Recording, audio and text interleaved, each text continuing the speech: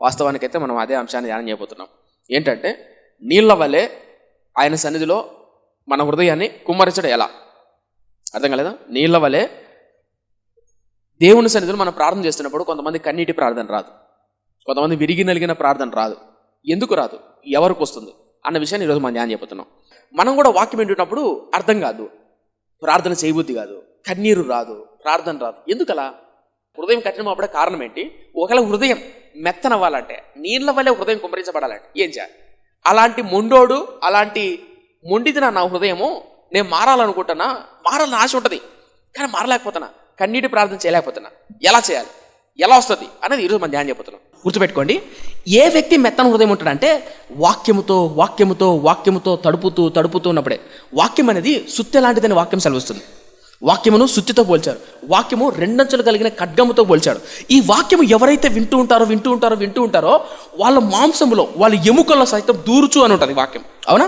ఇప్పుడు ఇదే ప్రవక్త ఉంది కదా, ఈ యెషయా ప్రవక్త చనిపోయిన ఒక 200-300 సంవత్సరాల తర్వాత, ఈ యెషయా ప్రవక్త చనిపోయిన 200-300 సంవత్సరాల తర్వాత ఒక శాస్త్రి వస్తాడు. శాస్త్రవేత్త కాదు, శాస్త్రి. ఆ శాస్త్రి ఎవరంటే యజ్రా. ఎవరు? యజ్రా అని బైబిల్ ఉంది సార్, యజ్రా పుస్తకం ఉంది సార్. ఈ యజ్రా పుస్తకంలో విరిగి నలిగిన హృదయం అంటే ఏంటి? ఈ వెన్ను చూసారా, వెన్ను పూస అంటారా ఏమంటదండి? వెన్న జున్ను అది కాదు, వెనకలు ఉంటుందండి. ఇంగ్లీష్ కాక బ్యాక్ బోన్, స్పైనరు, తెలుగులో చెప్పండి అబ్బా, వెన్నుపూస అనా. ఆ భక్తుడు ఏమంటాడంటే, ఆ యజ్రా శాస్త్రి వాక్యాన్ని ప్రకటిస్తుంటే ఇశ్రాయేలు ప్రజల్లో వెన్ను అదురుతుంది. అర్థం కాలేదు? అర్థమైందా? ఈ వెన్ను భయముతో అదిరి మోకాళ్ళ మీద పడి భయంకరమైన పశ్చాత్తాపంతో గొప్ప ఉద్యమం వస్తుంది. ఎవరు తెలుసా? యజ్రా. ఏం జరిగింది అర్థమవుతుందా? మళ్ళీ ఎత్తున గుర్తుపెట్టుకో. యెషయా ప్రవక్త ఎందుకు కన్నీటితో ప్రార్థన చేయగలిగాడు? యెషయా ప్రవక్త అయ్యో అపవిత్రమైన పెదవులు గలవాడిని అన్నాడా? మిగతా వాళ్ళు ఎందుకు అనలేకపోయారంటే దేవుడికి దగ్గరయ్యే కొద్ది. మళ్ళీ చెప్తున్నా, ఇప్పుడు మాట చెప్తా, గుర్తుపెట్టుకొని. ఇక్కడ కూర్చుని అక్క వాళ్ళు మీరున్నారా, అన్న వాళ్ళు మీరున్నారా? ఇప్పుడు మీ గుండెల మీద చేసుకొని ఎన్ని రోజులైంది కన్నీటి ప్రార్థన చేసి? ఇప్పుడు మోకాలు వేస్తారా, ప్రార్థన చేస్తారా? కన్నీటి ప్రార్థన ఎన్ని రోజులైంది? కన్నీటితో విరిగి నలిగిన హృదయంతో ప్రార్థన ఉందా? అది నా ప్రశ్న. కొత్తలో బాప్తిస్మ కొత్తలో వద్దు, ఇప్పుడు చెప్పు అంటే ఉదాహరణ అందరూ చెప్తున్నా అంటే, నా ఒకప్పుడు నేను ఎలాంటి ఉన్నా తెలుసా, ఒకప్పుడు సంగతి వద్దు, ఇప్పుడేంది చెప్పు. ఒకప్పుడు నేను టాపర్ నా స్కూల్లో, మరి ఇప్పుడు ప్యాకెట్ ఆడతాం, బయట ప్యాకెట్ ఆడితే ఉద్యోగాలు లేరు, ఒకప్పుడు సంగతి ఇప్పుడేంది చెప్పు అంటే నా బాధ అర్థవుతుందా? కొత్తలో బాప్తిస్మ చూసుకున్నప్పుడు నువ్వు ప్రభు అయిన యేసుక్రీస్తుని అంగీకరిస్తున్నావా? అదేమంటారు, సిద్ధాటం.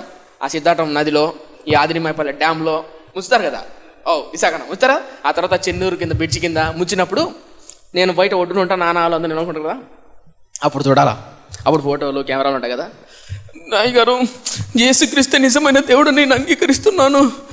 మా దేవుడు అంగీకరిస్తున్నాను, ప్రతి ఆదివారం మందిరానికి వస్తానండి తప్పకుండా అని వాళ్ళు ఏడుస్తారండి. అయ్యో బాబోయ్, ఆ క్షణంలో వాళ్ళని చూసి తప్పకుండా అనుకోకండి, అందరూ ఆ స్థితి నుంచి వచ్చిన వాళ్ళమే, నేను అందరూ మాట ఇచ్చిన వాళ్ళే. ఇలేదా మాట? వీరు ఇలేదా? ఇచ్చారా? అడుగుతారు మిమ్మల్ని సేవకుడు, అయ్యా దేవుడైన యేసుక్రీస్తుని అంగీకరిస్తున్నావంట, అంగీకరిస్తున్నాను అయ్య గారు. ప్రతి ఆదివారం దేవునితో గడుపుతావా అంటే, గడుపుతాను అయ్య గారు అని మాటిస్తారా? ఇచ్చిన తర్వాత ఎంతమంది ఆ మాట నిలబెట్టుకుంటారు? అప్పుడు అనిపిస్తుంది వాళ్ళు ఏడుస్తుంటే అది వాళ్ళ కన్నీరో లేదా నదిలో చేసిన ఇల్లు అర్థం కాదు, అట్టు ఏడుస్తారు. అర్థం కాలేదా? అట్టుంటుంది. ఇప్పుడు మొదట్లో నా ప్రశ్న అది కాదు. ఇప్పుడు ఈరోజు ఉదయం, ఈరోజు, నిన్న, మొన్న కన్నీటితో మోకాళ్ళ మీద ఉండి ఆయన పాదాలను తడపగలిగావా? హృదయం కఠినమైపోయిందా? కొంతమందికి ఎలా కఠినమైపోతుందంటే, పాట పాడబుద్ధి కాదు, బైబిల్ చదువు బుద్ధి కాదు, మందిరానికి వెళ్ళబుద్ధి కాదు, బలవంతంగా వెళ్దామో వద్దా, బైబిల్ చదువు బుద్ధి కాదు, దేవునితో గడప బుద్ధి కాదు, దేవుని వాక్యం వినబుద్ధి కాదు, దేవుని వాక్యం కూడా వినబుద్ధి కాదు కొంతమందికి. ఎందుకు తెలుసా? కఠినమైపోతుంది, మొద్దు పారిపోతుంది. ఎందుకు బండ పారిపోయి, మొద్దు పారిపోయి ప్రార్థన రాదు, కన్నీటి ప్రార్థన రాదు, పాట రాదు. ఎందుకు దేవుని సేవ చేయలేకపోతారా? ఎందుకు పరిచయలో పాల్గొలేకపోతే తెలుసా? దేవునికి దూరం అయిపోతారు. ఎప్పుడు ఒక వ్యక్తి కన్నీటి ప్రార్థన, ఎప్పుడు ఒక వ్యక్తి విరిగినట్లు ఉండడం వస్తుందంటే దేవునికి దగ్గరే కొద్ది, దేవుని దగ్గర అవ్వాలి, దేవునితో గడపాలా. యెషయా ప్రవక్త ఒక్కడికే ఎందుకు అనిపించింది అపవిత్రమైన పెదవుల గలవాడనని? ఎందుకంటే యెషయా ప్రవక్త దర్శనాన్ని చూశాడు. యెషయా ప్రవక్త ఆ వాక్యాలు, ఏంటి ఆ వాక్యాలు? పరిశుద్ధుడు గాన ప్రతిగానములతో పరలోకంలో మౌడుతుందే, ఆ వాక్యాలు విని తన అపవిత్రత ఏంటో గుర్తించాడు. ఒక సేవకుడు చెప్తున్న వాక్యము, ఈ బైబిల్లో ఉన్నటువంటి విషయాలు ధ్యానిస్తున్నప్పుడు, గమనిస్తున్నప్పుడు మన గుండె పగులుతుంది. ఎంతోమంది దైవజనులు మోకాల మీద పడి ఏడ్చిన వాళ్ళు ఉన్నారు. ఎంతోమంది గొప్ప గొప్ప వ్యక్తులు ఈ వాక్యాన్ని చదివి వ్యభిచారులు, దొంగలు, మోసగాళ్ళు సైతం ఈ వాక్యాన్ని చదువుతున్నప్పుడు ఉన్న పాటున తమ జీవితాలు అప్పగించుకున్న వాళ్ళు ఉన్నారు. రాజులు సైతం, యాజకులు సైతం బోల్డంత మంది ఈ వాక్యాన్ని బద్దలు చేసింది. ఈ వాక్యం ఎందుకంటే ఈ వాక్యము సుత్తి లాంటిది, రెండంచులు కట్టుగా. కొంతమంది ఉంటారు, వాళ్ళకి ఎంత చెప్పినా అర్థం కాదు, వాళ్ళకి ఎంత చెప్పినా హృదయం కఠినమైపోయి. ఎందుకంటే వాళ్ళకి దేవుడు చాలా దూరం ఉన్నారు, కన్నీటి ప్రార్థన రావట్లేదు. ఇప్పుడు యజ్రా గురించి చదువుదాం. యజ్రా అద్భుతంగా ఉంటుంది. ఇప్పుడు ఇది ఒక్క చరిత్ర చదువుకొని ముగిచేద్దాం. యజ్రా గ్రంథం ఇప్పుడు ఇది యజ్రా 9వ అధ్యాయం. 9వ అధ్యాయం మొదటి నుంచి చదువుతున్నా. ఈ సంగతులు సమాప్తమైన తర్వాత పెద్దలు నా ఎద్దుకు వచ్చి ఇశ్రాయేలు యాజకులను, లేవీయులను, కనానీయులను, హిత్తీయులను, పెరిజీయులను, మోయాబీయులను, అమ్మోనీయులను, యెబూసీయులను, అమ్మోనీయులను, మోయాబీయులను, ఐగుప్తీయులను, అమోరీయులను అను దేశపు జనులలో నుండి తమ్మును తాము వేరుపరచుకొనక వారు చేయు అసహ్యమైన కార్యములను తామే చేయుచు వారి కుమార్తెలను పెళ్లి చేసుకొనుచు తమ కుమారులను తీసుకొనుచు పరిశుద్ధ సంతతిగా ఉండవలసిన తాము ఆ దేశపు జనులతో కలిసి కొనిన వారైరి. ఈ అపరాధము చేసిన వారిలో పెద్దలను, అధికారులను నిజముగా ముఖ్యులై ఉండిరి అని చెప్పిరి. నేను ఈ సంగతి విని, ఇది యెషయా ప్రవక్తను కదా, యెషయా ప్రవక్త చనిపోయిన ఒక 200-300 సంవత్సరాల తర్వాత జరిగిన సంఘటన. యజ్రా అనే వ్యక్తి బబులోను అనే ప్రాంతం ఉంది కదా, ఆ బబులోను ప్రాంతం నుంచి తిరిగి యెరూషలేముకి వస్తాడు. మీకు అర్థం చెప్తా. ఇప్పుడు రాజులు పరిపాలించారా? ఈ రాజులు పరిపాలించిన తర్వాత బబులోను రాజు వచ్చి వీళ్ళందరూ దోచుకొని పోయాడు. 70 సంవత్సరాల తర్వాత తిరిగి మళ్ళీ బబులోను ప్రాంతం నుంచి తిరిగి వాళ్ళ దేశానికి వస్తారు. వాళ్ళ దేశానికి వచ్చినప్పుడు, అనగా యెరూషలేముకి వచ్చినప్పుడు అలా వాళ్ళ దేశము కాల్చివేయబడి ఉంటుంది. తుత్తునీలుగా ఉంటుంది. అప్పుడు కాల్చివేయబడినప్పుడు తుత్తునీలుగా ఉన్నప్పుడు ఇక్కడ ఆల్రెడీ కొంతమంది ఉంటారు. ఈ కొంతమంది ప్రజలు ఏం చేశారంటే, ఇప్పుడు వీళ్ళు పక్కన ఉన్నటువంటి మోయాబు, ఫిలిస్తీన్ల, అమోనియాల ప్రాంతాల్లో ఉన్నటువంటి స్త్రీలు ఉంటారు కదా, ఆ అమ్మాయిలు తెచ్చుకొని పెళ్లి చేసుకున్నారు. అర్థవుతుందా? పెళ్లి చేసుకున్నారు. అలా పెళ్లి చేసుకొని సంసారం చేయడం మొదలుపెట్టాడు. ఇప్పుడు వాళ్ళు ముందుగానే ఈ దేశాన్ని వదిలిపెట్టి ఆ దేశానికి బానిసగా వెళ్ళిపోవడానికి కారణం ఏంటి? ధర్మశాస్త్రానికి, వాక్యానికి విరుద్ధంగా బతికారని. అవునా? అన్య జనులకు సంబంధించిన విగ్రహాలను చేశారని. ఇప్పుడు తిరిగి దేవుడు మళ్ళీ కనికరించి విడుదల ఇచ్చిన తర్వాత మళ్ళీ వచ్చారు ఈ దేశానికి. వచ్చిన తర్వాత మళ్ళీ ఏం చేస్తున్నారు? మళ్ళీ పాపం చేస్తున్నారు. మళ్ళీ విగ్రహాలను, మళ్ళీ అన్ని సాంప్రదాయమైనటువంటి స్త్రీలను తెచ్చుకొని పెళ్లి చేస్తున్నారు. అది విన్నటువంటి ఈ ప్రజలందరూ సామాన్యంగా అందరూ పెళ్లి చేసుకుంటున్నారు. మోయాబీల అమ్మాయిని, పెరిజీల అమ్మాయిని, ఫిలిస్తీన్ల అమ్మాయిని అందరినీ తెచ్చుకొని పెళ్లి చేస్తున్నారు. కానీ కొంతమంది పెద్దలు, కొంతమంది యాజకులు ఇదంతా జరిగిన తర్వాత వచ్చారు. ఎవరి దగ్గరికి? యజ్రా దగ్గరికి వచ్చి యజ్రా గారు చెప్పారు, యజ్రా గారు మన రాష్ట్రంలో లేదా మన దేశంలో ఉన్నటువంటి ప్రజలు ఏం చేశారు తెలుసా అండి? పురుషులందరూ పెరిజీయులు, అమ్మోనీయులు, మోయాబీలు అన్నటువంటి స్త్రీల ప్రాంతాలకు వెళ్ళి పెళ్లిళ్ళు చేసుకున్నారండి అన్నారు. ఎవరు? పెద్దలు అన్నారు. ఎవరితో అన్నారు? యజ్రాతో. అప్పుడు యజ్రా ఏం చేశాడు తెలుసా? చూపండి, ఇప్పుడు చూద్దాం. అప్పుడు యజ్రా ఏం చేశాడు? 9:3 నేను ఈ సంగతి విని నా వస్త్రముపై దుప్పటి చింపుకొని నా తల వెంట్రుకలను, నా గడ్డపు వెంట్రుకలను పెరికి వేసుకొని విభ్రాంతి పడి కూర్చుంటిని. చెరపటి చూసారా ఏంటట? నేను ఈ సంగతి విని నా వస్త్రము పై దుప్పటిని చింపుకొని నా తల వెంట్రుకలను, నా గడ్డపు వెంట్రుకలను పెరికి వేసుకొని విభ్రాంతి పడి కూర్చుంటిని. చెరపట్టబడిన వారి అపరాధమును చూచి, ఇది పాయింట్, చెరపట్టబడిన వారి అపరాధమును చూచి ఇశ్రాయేలుల దేవుని మాటకు భయపడిన వారందరూ నా ఎద్దుకు కూడి వచ్చిరి. ఎవరు భయపడ్డారంట? దేవునికి ఎవరైతే భయపడిన వారందరూ నా ఎద్దుకు కూడి వచ్చి నేను విభ్రాంతి పడి సాయంత్రపు అర్పణ వేళ వరకు కూర్చుంటిని. సాయంత్రపు అర్పణ వేళ శ్రమ తీరగా నేను లేచి నా వస్త్రమును, పై దుప్పటిని చింపుకొని మోకాళ్ళ మీద పడి నా దేవుడైన యెహోవా తట్టు చేతులెత్తి, నా దేవా, నా దేవా, నా ముఖము నీ వైపు ఎత్తి కొనుటకు సిగ్గుపడి కిన్నుడై ఉన్నాను. మా దోషములు మా తలలకు పైగా ఇచ్చి ఉన్నవి, మా అపరాధము ఆకాశమంత ఎత్తుగా పెరిగి ఉన్నది. మా పితరుల దినం మొదలుకొని నేటి వరకు మేము మిక్కిలి అపరాధులము.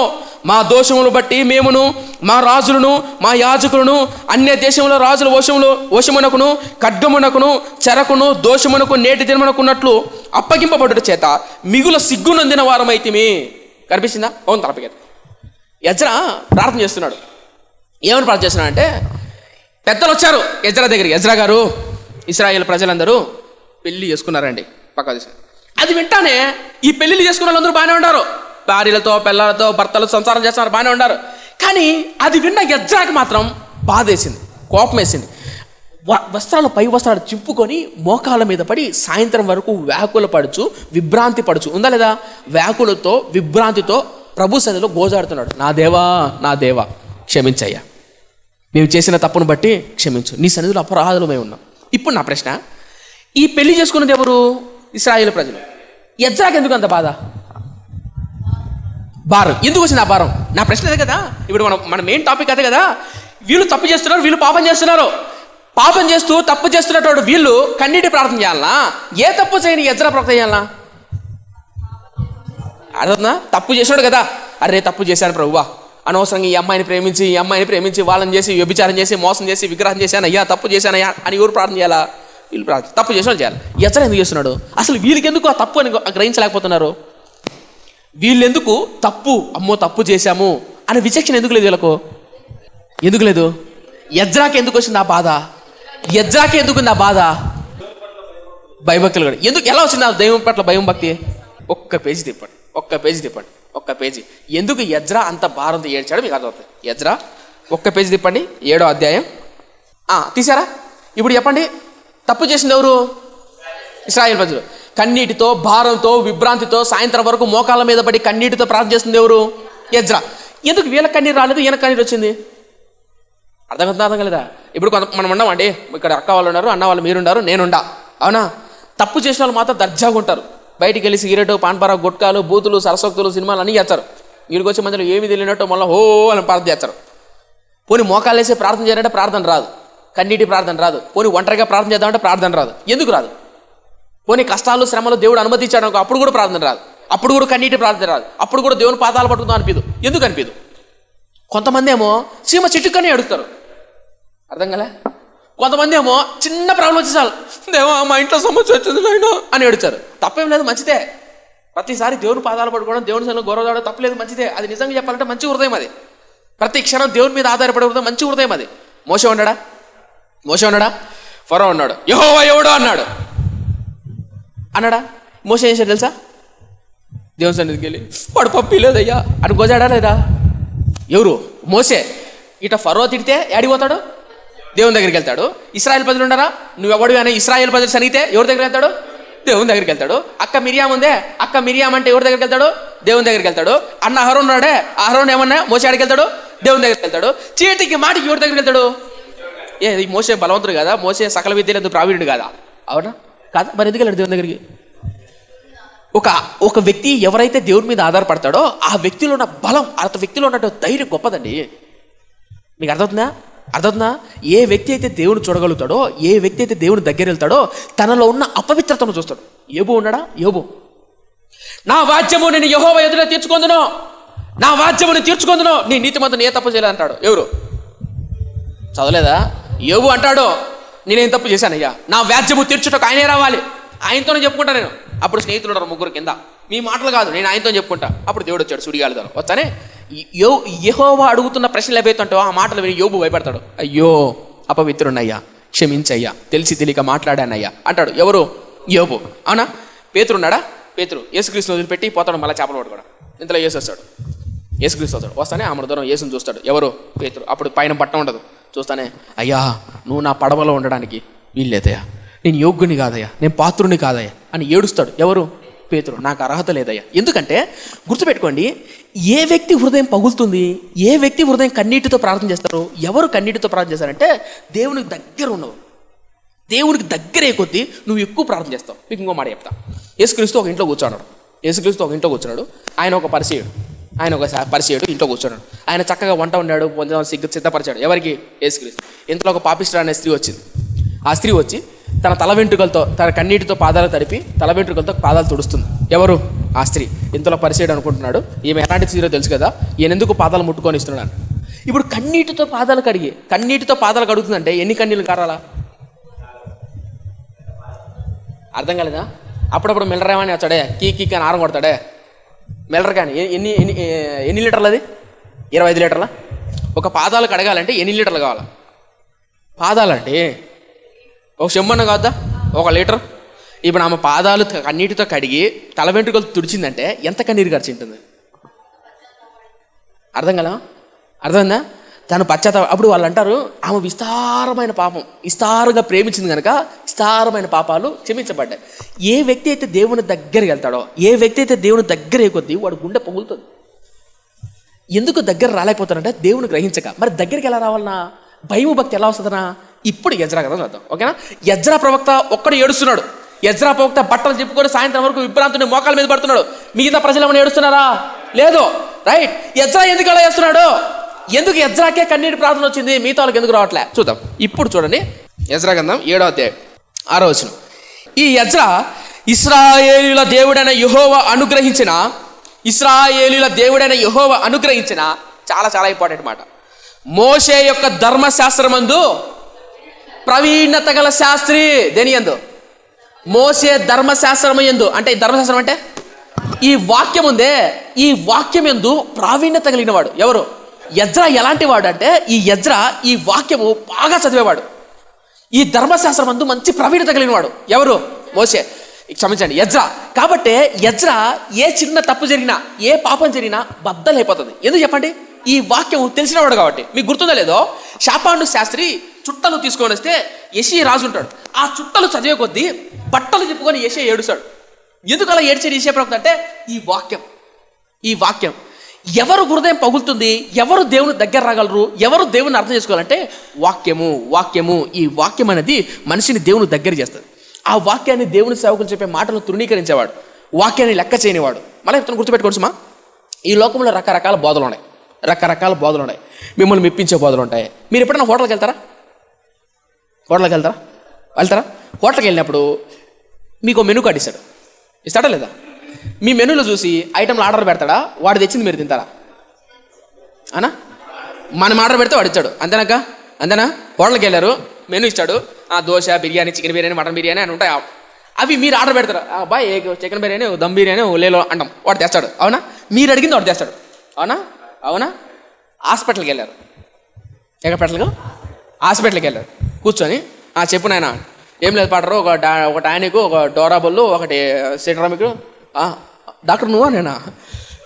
అర్థం కాలేదా? హాస్పిటల్కి వెళ్ళారనుకో, మీరు చెప్పకూడదు మెను, ఆయన చెప్తాడు మెను. అర్థం కాలేదా? అర్థం కింద. హోటల్కి వెళ్ళారనుకో, మీరు చెప్తారు మెను, వాడు తెప్పించాడు. కానీ హాస్పిటల్కి వెళ్తే అట్ట కాదు, ఆయన ఏం చెప్తే అది నువ్వు వేసుకోవాలా. ఇంజక్షన్ వచ్చాడనుకో, ఈడొద్దు ఫస్ట్ గారు ఏడేయండి బాగుంటుంది, ఆడ కొత్తదు తెచ్చి అంటాడు, వాడు ఏడొచ్చి అవి ఇచ్చుకోవాలా. అర్థవుతుందా? హాస్పిటల్కు హోటల్కు తేడా ఉందా లేదా? మందిరానికి హోటల్కు తేడా ఉంటుంది. మందిరంలో మీరేం కోరుకుంటే అది ఉండదు. ఇక్కడ ఈరోజు దేవుడు నన్ను దీవించాలి, ఈరోజు నన్ను దేవుడు ఆశీర్వదించాలి, అవి ఉండవమ్మా. దేవుడు ఏం చెప్తే అది వినాలి. అర్థం కింద. ఆహాబు అని రాజున్నాడు. ఈ ఆహాబు ఎట్టాడు అంటే, వాడు ఏం కోరుకుంటే అదే చెప్పాలి. ఎవరు? ప్రవక్తలు. ఆహాబు దగ్గర 400 మంది ప్రవక్తలు ఉన్నారు, 850 మంది ప్రవక్తలు. ఈ ఆహాబు ఎట్టాడు అంటే, వీడేం కోరుకుంటాడో, వీడేం ఆశపడతాడో అదే చెప్పాలి. వాళ్ళు పొర్రపాటు తప్పు చెప్పారా అంతే, ఇంకా సచ్చాడు వాళ్ళు. అర్థం కదా? ఈ రోజు విశ్వాసాలు ఎలా తయారంటే, ఈ రోజు నేను మందిరానికి వెళ్తానా, మా అయ్యగారు ఈ రోజు నుంచి అప్పులు చేస్తున్నామని తీర్చబడును కాక అనాలి, మేము దీంపబడును కాక అనాలి మా అయ్యగారు. అనకపోతే మీరు అడిగింది ఇక్కడ ఉండదు. ఈడేముంటుంది చెప్తాం మేము. కొంతమంది సేవకులు ఎలా తయారు చేసినా, మీరేమైతే ఆశపడతారో, మీ మనసు ఎలాంటిదో అదే చెప్తారనమాట. అలాంటి వాక్యాలు ఉండవు. మీకు అర్థమవుతుందా? ఇప్పుడు చెప్పండి, మందిరము హోటల్లో ఉండాలా, హాస్పిటల్లో ఉండాలా? అర్థం కాలేమ్మా? ఇంకా అర్థం కాలేదా? అన్న వాళ్ళు అయిందా స్ట్రైక్ ఏమన్నా తట్టలేదా? హాస్పిటల్కి వెళ్ళామనుకో, ఏమని చెప్పంటాడు, వాడు రాస్తాడు మందుల సీటు, అది వద్దు డాక్టర్ గారు, అది వద్దు డాక్టర్ గారు, నేను ఇచ్చింది అన్నట్టు ఇయ్యరు. అలా డాక్టర్ ఆయన చెప్తాడు, ఇది వేసుకో అని. హోటల్కి వెళ్ళావనుకో, నువ్వు అడగచ్చు, నాకు నిమ్మకాయ కొంచెం వేయి, గరాల మసాలా కొంచెం ఉప్పు ఎక్కువే, కొంచెం స్పైసీ కదా, కొంచెం ధనాల పొడి ఎక్కువే, నా పిండా కూడా ఎక్కువే, నువ్వు అడగచ్చు. ఎక్కడ? హోటల్లో. హాస్పిటల్లో కొడతారు. నువ్వు అడిగా అనుకో డైరెక్ట్ పిండా కూడా ఇంకా నీకు. కానీ మందిరంలో ఏంటి తెలుసా? మందిరంలో దేవుని సేవకుడు ఆత్మతో నింపబడి చెప్తున్నప్పుడు అది దేవుని మాట గ్రహించి అంగీకరించే వాళ్ళు చాలా తక్కువ. కానీ విశ్వాసాలు ఎలా తయారు చెప్పినా, ఇది కాకపోతే ఇంకొక మందిరము, ఇది కాకపోతే యూట్యూబ్లో 100 ప్రసంగాలు ఉంటాయి. ఇప్పుడు మనోడు పాపం చేశాడు అనుకో, సిగరెట్ తప్పు అని, ప్రసాదం తప్పు, సిగరెట్ తప్పు, మందు తప్పు అని అనుకో. ఈ ప్రసంగాలు చూడ, ఈయన సరిగా చెప్పాలి, వాగ్యంతి పక్కంది, ఈయన సరిగా చెప్పడు. ఎవరైతే పొగుడుతుంటారో, కన్నీరానైనా, బాధ, దేవుని దీవిస్తానైనా, అవునా, ఈ వాక్యాలు పెట్టుకుంటారు. ఎందుకు? యూట్యూబ్లో బోల్డ్ అని ఉంటాయి, మనకి ఏది కావాలంటుంది. యూట్యూబ్ అనేది ఎలాంటిదంటే హోటల్ లెక్క, మందిరం ఎలాంటిదంటే హాస్పిటల్ లెక్క. అర్థమైందా? కొంతమంది యూట్యూబ్ని చూసుకొని హాస్పిటల్ అనుకొని ఆయన ఆర్డర్ పెట్టుకుంటారు. యూట్యూబ్లో ఏదైతే నచ్చిందో ఏం చెప్పాడు, ఈరోజు దేవుడు నాతోనే మాట్లాడా, అయ్యో నీతోనే మాట్లాడాడు, నువ్వు కోరుకుంటే ఏదైనా మాడతాడు నీతో. ఈ విచారంలో కూరుకుపోయా, భయపడదు బిడ్డ దేవుడు. నిజం అండి. ఎలా తయారయ్యారంటే, ఒక సేవకుడు కాదు, ఒక మందిరం కాదు, ఒక ఆత్మీయ సహవాసం కాదు. గుర్తుపెట్టుకోండి మిత్రమా. అలా 10 చోట్ల 10 ప్రసంగాలు 10 మాటలు ఏమో తెలుసా, హృదయాన్ని కలత చేస్తాయి. మీరు ఎప్పుడన్నా అబ్జర్వ్ చేశారు లేదో, కొన్నిసార్లు నేను వాక్యం చెప్తున్నప్పుడు ఈ వాక్యం వీళ్ళ బాధపరుస్తుందని నాకు తెలుసు. ఇప్పుడు మీ పిల్లలు మీరు ఏదైనా కొన్ని మాట్లాడారనుకో, మీ పిల్లలు బాధపడతారని తెలుసు మీకు. మీరు కొట్టేప్పుడు మీ పిల్లలు ఏడుస్తారు, అది మీకు తెలుసు. ఆత్మీయ తల్లిదండ్రులుగా మాకు తెలుసు వీళ్ళు బాధపడతారు ఈ మాటలను బట్టి. వీళ్ళు బాధపడినా పర్వాలేదు, పొడసాల్సిందే. ఏంది సూది, నాకు అట్టొద్దు, ఇంజక్షన్ వద్దు, ఆయిల్మెంట్ కుదరదు. అర్థమవుతుందా? నేను చెప్తున్నానంటే సంఘాలు హాస్పిటల్లో ఉండాలి. వ్యాధులను, రోగంతో వచ్చిన వాడిని బాగు చేసే ఉండాలి. హోటల్లో మెనూ కార్ట్లో ఉండకూడదు. నాకు అది తెచ్చి ఈ వాక్యం చెప్పు. ఏ వాక్యం నాయనా? ఇది మన సంఘంలో ఒక అబ్బాయి ఉండే, అన్నా యోసేపుడు దేవుడు ఎట్లా దీవించాడో చెప్పునా, ఒక్క రాత్రిలో మంత్రి అయిపోయాడు కదా, అది చెప్పు అంటాడు. ఏది యోసేపు ఎట్ట మంత్రి అంటే చెప్పున, అది చెప్పమన్నా. శ్రమలు పడింది, కష్టాలు పడింది, 13 ఏళ్ళు జైల్లో ఉండింది, కష్టాలు ఉండింది, నిందలు మోపింది, ఒంటి మీద బట్టలు లేకుండా అన్నలు అమ్మేసింది. అదొద్దా? అదంతా వద్దు. కానీ ఆ రాత్రి ఎట్ట కళ వచ్చిందో, ఎట్ట దేవుడు లేవనెత్తాడు, అది కావాలన్నా మనకు అది ఉంటే గూస్ బంప్స్ వస్తాయంట. అర్థం కదా? అర్థమవుతుందా? కొంతమంది వాక్యాలు వెళ్ళాడు తెలుసా, ఇదే కావాలి వాక్యం. మీరు గుర్తుపెట్టుకోండి, ఇదేం యూట్యూబ్ కాదు. దేవుడు ఇలా దీవిస్తాడు, దీవించడానికి 5 మెట్లు, దీవించడానికి 2 మెట్లు దొరకడానికి. వాక్యం యథాప్రకారంగా చదివేవాడు, యథార్థంగా బోధించేవాడు. ఇప్పుడు నా ప్రశ్న, ఎజ్రా శాస్త్రి వాక్యం అందు ప్రావీణ్యత కలిగినవాడా? ఇప్పుడు మళ్ళీ చదువుతాం మళ్ళీ 7వ అధ్యాయం మొదలు. అద్భుతంగా ఉంటుంది. 6వ వచనం, ఎందుకు ఎజ్రా కన్నీరు గార్చి ప్రార్థన చేశాడు? 7:6. ఈ ఎజ్రా ఇశ్రాయేలుల దేవుడైన యెహోవాను గ్రహించిన మోషే యొక్క ధర్మశాస్త్రమందు ప్రావీణ్యత కలిగిన శాస్త్రి, మరియు అతని దేవుడైన యెహోవా హస్తము అతనికి తోడుగా ఉన్నందున అతడు ఏ మనవి చేసినను రాజు అనుగ్రహించను. రైట్. ఎజ్రా ఎలాంటి వాడంట? చాలా ధర్మశాస్త్రముడు అనగా ఈ వాక్యమందు ప్రావీణ్యత కలిగిన వాడు. ఎవడు దేవుడు కన్నీటి ప్రార్థన చేయగలుగుతాడు? ఎవడు మందిరానికి, ఎవడు సేవకునికి, ఎవడు దేవుని వాక్యానికి విలువ ఇస్తాడంటే ఈ వాక్యమందు ప్రావీణ్యత ఉండాలి. అనగా ఈ వాక్యానికి విలువ ఇవ్వాలి. యూట్యూబ్లో విన్న వాక్యాలు కదా సుమా, అంటే వినొద్దని అంటాం సుమా. కానీ ఎలా తయారైపోయిందంటే ఈరోజు సమాజము తమలో తప్పు ఉన్నప్పటికీ వాళ్ళకి శ్రేష్టమైన వాక్యాలు ఎత్తుకుంటారు. నాకు తెలిసిన ఒక సిస్టరు ఎప్పుడు చూడు ఆమె స్టేటస్, ఎప్పుడు చూడండి, కన్నీరేలమ్మా కరుణించు యేసు తోడున్నాడా. రైట్. ఎప్పుడు ఇవే. అందరూ నిన్ను వదిలిపెట్టారా, నీ వాళ్ళే నిన్ను అన్యాయం చేశారా, నీ వాళ్ళే నిన్ను చేశారా, బాధపడద్దమ్మా అని. ఇంతకు ఎవర్రా అమ్మా ఏంట్రా అంటే, ఏమంటే ఎవరో సంపాదిస్తే, ఎవరో కష్టపడి ప్రయాసపడితే ఈమె ఇంట్లో కూర్చొని తిని సోమరై కష్టపడని జాతరాక పిల్లలు కుటుంబం అంతా చెడిపోయి ఇరుగు పొరుగు ముఖాన్ని తుప్పుగా నుడుస్తా అంటే ఆ ఊస్తున్న ఉమ్మును తట్టుకోలేక ఇంట్లో వాళ్ళు ఉంటారు కదా, మీరు ఇప్పుడన్నా మారరా, నీ బతుకు ఏందిరేది, ఇంట్లో వాళ్ళు అంటారు అనమాట. ఎవరిని? వాళ్ళని. ఆ ఇంట్లో వాళ్ళు అంటారు, ఈమె తుడుచుకోవాల్సింది పోయి పశ్చాత్తాపడాల్సింది పోయి ఏమంటో తెలుసా, నా ఇంటి వారు నన్ను అంటున్నారు. అబ్బా, నువ్వు నీతిమంతురా, యథార్థమంతురా, మరి కూలి పనికి వెళ్ళి పొద్దున్న సాయంత్రం కష్టపడి నువ్వు వెళ్తా అంటే నిన్ను అంటున్నారు వాళ్ళు. నీకు అర్థం కదా? అర్థవుతుందా? ఇప్పుడు చెప్పండి, ఈమెకి ఎందుకు ఆ వాక్యం పెట్టుకోవాలనిపించింది? ఈమె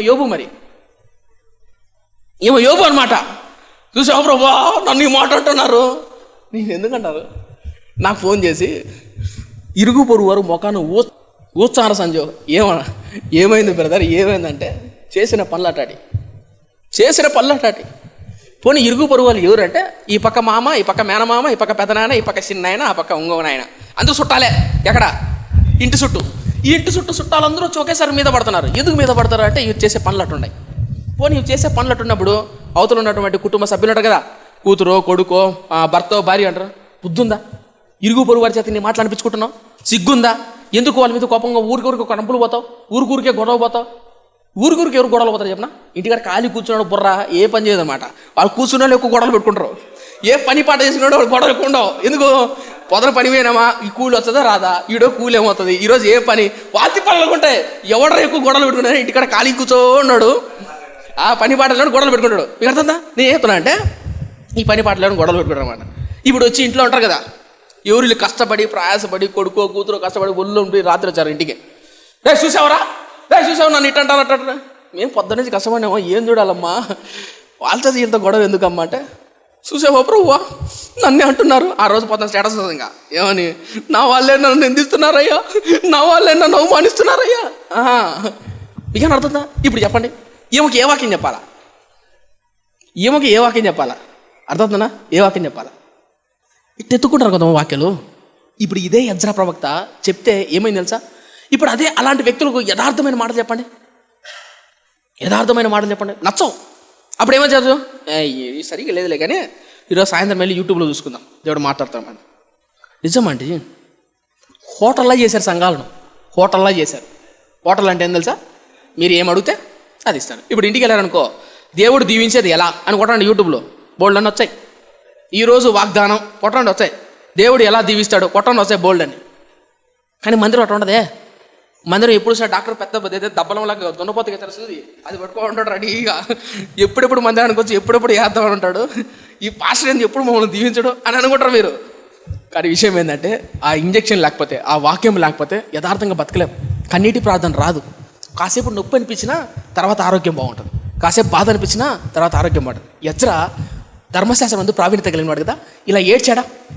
ఏడ్చిన తర్వాత ప్రజలందరూ పిలిచాడు, ప్రజలందరూ రండి, ప్రజలందరూ రండి. ఎవరిని? యూదా ప్రజలందరూ. ఎవరు యూదా ప్రజలు? పెళ్లి చేసుకున్నారు కదా, ఆ పెళ్లి చేసుకున్న ప్రజలందరూ వచ్చారు. వస్తానే వాక్యం ప్రకటించాడు. ఎవరు? ఎజ్రా వాక్యం ప్రకటించారు. మీరు చేసింది తప్పు, మీరు చేసిన తప్పు, ధర్మశాస్త్రం వెళ్ళలేదు. ఎంత పాపం చేశారా మీరు, ఎంత నీచంగా ప్రవర్తించారా. ఇప్పుడు చూడండి ఎజ్రా 10వ అధ్యాయం మొదటి నుంచి ముగిచేస్తున్నాం. ఎజ్రా 10 మొదటి నుంచి, ఎజ్రా 10వ అధ్యాయం మొదటి నుంచి. ఎజ్రా ఏడ్చుచు దేవుని మందిరం ఎదుట సాష్టాంగపడుచు, కనిపించిందా? ఏడ్చున్నాడా నవ్వుతున్నాడా? ఏడుస్తున్నాడు. ఎవరు? ఎజ్రా ఏడ్చు మందిరం ఎదుట సాష్టాంగపడుచు పాపం ఒప్పుకొని ప్రార్థన చేశాను. ఇశ్రాయేలులో పురుషులు, స్త్రీలు, చిన్నవారు మిక్కిలి గొప్ప సమూహముగా, ఏటట మిక్కిలి గొప్ప సమూహముగా అతని యొద్దకు కూడి వచ్చి బహుగా ఏడవగా, బహుగానా కొంచెంగానా? బహుగా ఏడవగా ఉందా లేదా? రైట్. తర్వాత ఒక్క పేజీ తిప్పండి, తర్వాత చదువుకుంటూ లేట్ అయిపోద్ది. తిప్పారా? 9వ వచనం. యూదా వంశస్థులందరూ బెన్యామీనులందరూ ఆ 3 దినములలోగా, ఎన్ని దినాలు? 3 దినములలోగా యెరూషలేమునకు కూడి వచ్చిరి. ఆ 9వ నెల, ఆ నెల 20వ దినమున జనులందరూ దేవుని మందిరపు వీధిలో కూర్చొని గొప్ప వర్షము చేత తడియుచు ఆ సంగతిని తలంచుట వలన, ఏటా ఆ సంగతిని తలంచుట వలన డాష్ వణుకుచుండిరి. కనపడిందా? ఏమవుతున్నారంట? దేనికి తలంచి? ఆ సంగతి తలంచదు. ఏ సంగతి అది?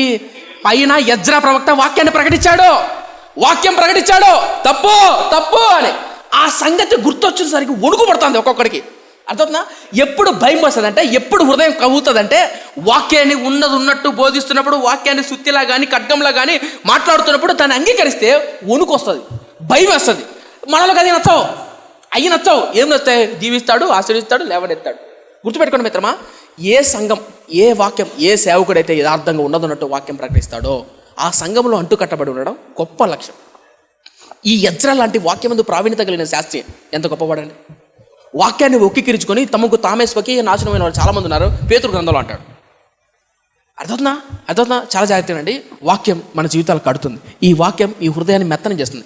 ఏ వ్యక్తి అయితే దేవుని దగ్గర అవుతాడో, ఏ సేవకుడైతే, ఏ విశ్వాస అయితే వాక్యం ద్వారా దేవుని దగ్గర నడుస్తాడో. ఈరోజు చాలామంది సేవకులు వాక్యం చెప్పమంటే ఏదో 4 కథలు చెప్పాలి కాబట్టి చెప్పేసి ఏదో 4 వచనాలు చదివేసి అక్కడికి వచ్చినాం, ఇక్కడ వచ్చినాం. నేను కొన్ని సంఘాల్లో ఇంతకుముందు నా చిన్నతనంలో చూసేవాడిని. మధ్యాహ్నం కూర్చున్న వాక్యం చెప్తారు కదా, 5 నిమిషాలకు ఒక వచ్చినాం. అర్థమైందా? అంటే నేను తప్పులు పట్టాను సుమా, గంట ప్రసంగం ఉంది అనుకో, గంటలో ఒక 40-50 రిఫరెన్స్లు చెప్పిటారండి. ఇంకా రాసుకుంటూ పోవడం, ఇంక తిప్పుకుంటూ పోవడమే. దాని అర్థం ఏంది, దాని విధానం ఏంది, దాని వివరణ ఏంది, దాని భయం ఏంది, ఏం లేదు. ఇంకొంతమంది అయితే ఎక్కడో చదివి ఎక్కడో చూసి ఆ మత్తయి సువార్త, మా సువార్త, లూకా సువార్త అంతే. వాక్యం అలా కాదండి. తరువుగా లోతుగా వాక్యం ధ్యానం చేస్తూ ఏ వ్యక్తి అయితే వాక్యాన్ని ఎక్కువ ధ్యానం చేస్తాడో ఆ వ్యక్తి హృదయం మండుతుంది. ఒక దైవజనుడు ఒక మాట అంటాడు, ఏ వ్యక్తి హృదయంలో అయితే వాక్యమైన నూనె ఉంటుందో అతని ఆత్మదీపం వెలిగింపబడుతుంది. వాక్యమైన నూనె వెలిగే కొద్ది నూనె ఏమవుతుందమ్మా? దీపం పెడతారు, నూనె వేసినారు, ఒత్తికి మంట వెలుగుతుంది, నూనె ఏమవుతుంది? తగ్గుతూ పోతుంటుంది. అలాగే ప్రతిరోజు మనం జీవిస్తున్న కొద్దీ వాక్యం మర్చిపోతూ ఉంటాం. వాక్యం కొన్నిసార్లు గుర్తుండదు. అప్పుడు ఏం చేయాలి?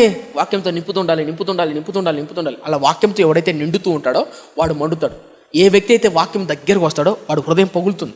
ఆ సంగతి గ్రహించిన వెంటనే వారు వణికిరని ఉంది. ఎవరోళ్ళు? ఇశ్రాయేలు ప్రజలు. గుర్తుపెట్టుకోండి. ఎందుకు కొంతమంది వణకట్లే? వణకడం అంటే అట్లా వణకడం కాసమా? ఆ వాక్యం గుర్తొస్తానే వణికి భయపడి పశ్చాత్తాపడి ప్రార్థన చేస్తాడు. ఎందుకంటే ఆ వాక్యాలు లేవు. ఈరోజు ఆ వాక్యాల్లో ఏ వాక్యాలు తెలుసా? ఇసాకన్నా నువ్వు 10,000 ఇచ్చే దేవుడు 20,000 ఇచ్చాడు, దేవుడు నేను దీవిస్తాడు, దేవుడు లేవనెత్తాడు. అప్పులు చేసావా? ఇంకా 4 అప్పులు దేవుడు ఇంకా దీవిస్తాడు. పాపం చేసావా? వ్యభిచారం చేసినా, అరే ఒకే వ్యభిచారం జరిపోతుంది, ఇంకా 4 చేయి, దేవుడు దీవిస్తాడు. ఒక ఇల్లే కట్టుకుంటున్నావు, ఇంకా 10 ఇల్లు కట్టుకు, దేవుడు దీవిస్తాడు. మోసం చేస్తావా? చెయ్యి, మోసం చేయి, దేవుడు దీవిస్తాడు. సెలవు. పవిత్రతను, పరిశుద్ధను ఇవి ఎవరు నచ్చవు. మీరు కావాలంటే చూడండి, యథార్థంగా వాక్యాన్ని ప్రకటించారనుకో నచ్చరండి. భయముతో భక్తితో ఎవరైతే బతుకుతారో దేవుడు వాళ్ళ వంశాన్ని, వాళ్ళ కుటుంబాన్ని దేవుడు దీవిస్తాడు. ఈరోజు ఎవరున్నారు చెప్పండి? ప్రభువైన యేసుక్రీస్తు ఈ భూమి మీదకి వచ్చినప్పుడు సర్ప సంతానమా అని బాప్తిస్మం ఇచ్చి యోహాన్ అంటాడు. అయ్యో సున్నము కొట్టిన సమాధి గోడలారా అని సాక్షాత్ యేసుక్రీస్తు అంటాడు. అంటాడా లేదా? అందుకని యేసుక్రీస్తు ఈ భూమి మీద బ్రతికినప్పుడు అంటాడు, పిలుస్తాడు, అయ్యో అయ్యో ఆ పండగ మహా అంత్యదిన దప్పి గొడుచుల వారలారా నా ఎత్తుకు రండి, మీలో నేను జీవజలపు ఓటలను కుమరిస్తాను. ఈ భూమి మీద మనల్ని దేవునికి దగ్గరగా చేర్చేది, మన జీవితాన్ని, మన భవిష్యత్తును కట్టేది ప్రభువైన యేసుక్రీస్తు. ఇప్పుడైనా సరే కన్నీటి ప్రార్థన రావట్లేదన్నా, దేవుని దగ్గర గడపలేకపోతున్నానంటే ఇప్పుడన్నా ఒక తీర్మానం చేసుకోండి. రోజు దేవునితో గడపడం, రోజు వాక్యం చదవటం, ప్రతిరోజు 2 అధ్యాయాలు 3 అధ్యాయాలు పొద్దున రాత్రి. సెల్ ఫోన్ ఉంటుందా? బాత్రూమ్ వెళ్ళి సెల్ ఫోన్ నొక్కుతారా? నొక్కుతారంట. బెడ్రూమ్లో కూర్చొని సెల్ ఫోన్ నొక్కుతారా? ఇన్స్టాగ్రామ్ రీల్స్ చూసారా?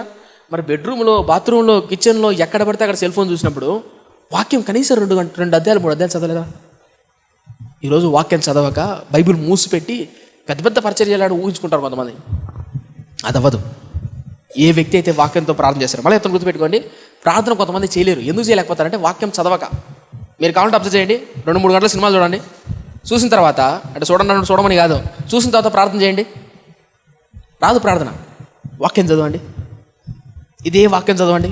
3 గంటల తర్వాత ఇదే వాక్యం చదవండి. చదివిన తర్వాత ఒక మాటతో గుర్తుపెట్టుకోండి. నా అనుభవం చెప్తాను. నా అనుభవం, వాక్యం చదివిన తర్వాత మూసేసి చక్కా ముక్కలు వేసుకోండి. చక్కా ముక్కలు అంటే తెలుసు కదా, రైట్. కూర్చొని సైలెంట్ కూర్చోండి, ఏం మాట్లాడదు, ఏం ఆలోచించదు, కూర్చోండి.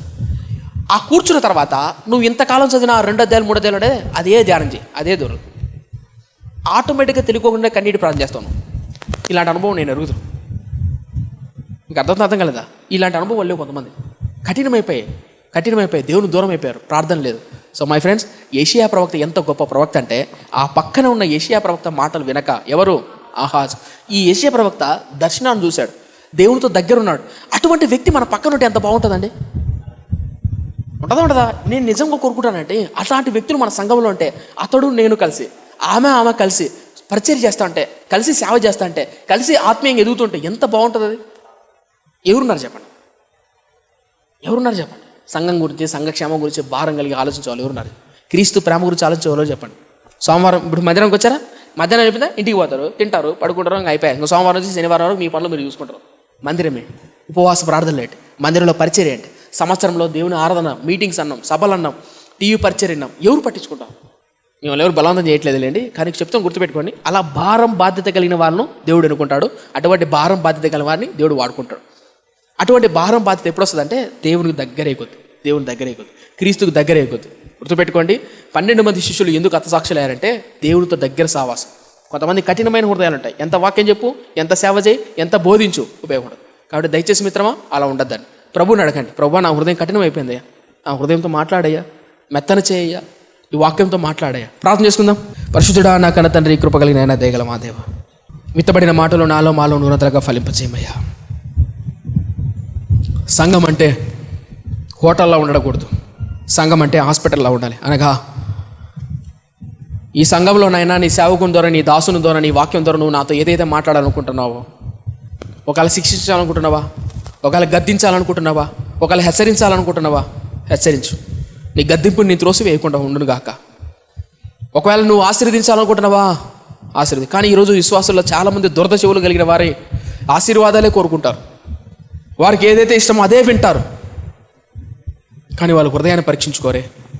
యెషయా ప్రవక్త, ఎజ్రా లాంటి సేవకులు ఎందుకు వారి కన్నీటి హృదయం బద్దలైంది? వాక్యానికి దగ్గరయ్యారు కాబట్టి. ఏ విశ్వాస అయితే వాక్యాన్ని చదవకుండా మానేస్తాడో, ఏ సేవకుడైతే, ఏ విశ్వాస అయితే వాక్యానికి దూరంగా వెళ్తాడో, అతడు ఆత్మీయంగా కన్నీటి ప్రార్థన చేయలేడు. అయ్యా, మా జీవితాల్లో హృదయపూర్వకంగా నీ వాక్యాన్ని అనుసరించి, నీ వాక్యానుసారంగా జీవించే కృపనివ్వమని, నడిపించమని నజరేయుడైన యేసయ్య నామమున వేడుకుంటున్నాం మా కన్న తండ్రి. ఆమేన్.